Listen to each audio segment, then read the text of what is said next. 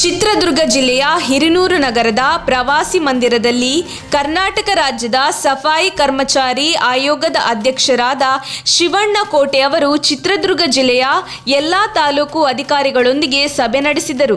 ಈ ವೇಳೆ ಹಿರಿಯೂರು ಹಾಗೂ ಚಿತ್ರದುರ್ಗ ಜಿಲ್ಲೆಯ ಎಲ್ಲಾ ಸ್ಥಳೀಯ ಸಂಸ್ಥೆಗಳಲ್ಲಿ ಪೌರ ಕಾರ್ಮಿಕರಿಗೆ ನೀಡಲಾಗುತ್ತಿರುವ ಸೌಲಭ್ಯಗಳನ್ನು ಹಾಗೂ ಪೌರ ಕಾರ್ಮಿಕರ ಒಟ್ಟು ವಿವರ ಹಾಗೂ ಖಾಲಿ ಇರುವ ಹುದ್ದೆಗಳ ಬಗ್ಗೆ ಇಲಾಖೆಯ ಅಧಿಕಾರಿಗಳೊಂದಿಗೆ ಚರ್ಚೆ ನಡೆಸಿದರು.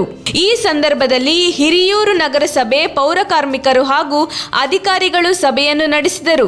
ಈ ಸಂದರ್ಭದಲ್ಲಿ ನಗರಸಭಾ ಅಧ್ಯಕ್ಷರಾದ ಶಂಕು ನೀಸರ್ ಅವರು, ನಗರಸಭಾ ಸದಸ್ಯರಾದ ಜಬೀಲುಲ್ಲಾ ರವರು, ತಹಶೀಲ್ದಾರರಾದ ಶಿವಕುಮಾರ್ ಅವರು, ಆಯುಕ್ತರಾದ ಡಿ ಉಮೇಶ್ ರವರು ಹಾಗೂ ಜಿಲ್ಲೆಯ ಅನೇಕ ಅಧಿಕಾರಿಗಳು ಉಪಸ್ಥಿತರಿದ್ದರು.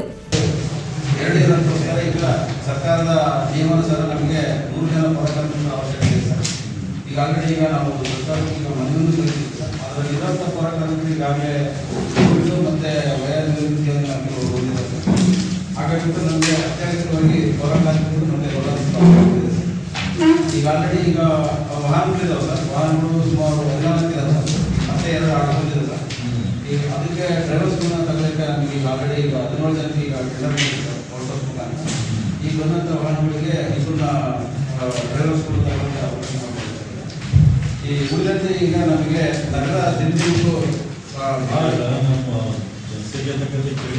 ನಮ್ಮ ತುಮಕೂರು ಮಾಧ್ಯಮದ ವಿಶೇಷ ಸುದ್ದಿಗಳನ್ನು ನಿರಂತರವಾಗಿ ಪಡೆದುಕೊಳ್ಳಲು ಚಾನೆಲ್ ಅನ್ನು ಸಬ್ಸ್ಕ್ರೈಬ್ ಮಾಡಿ.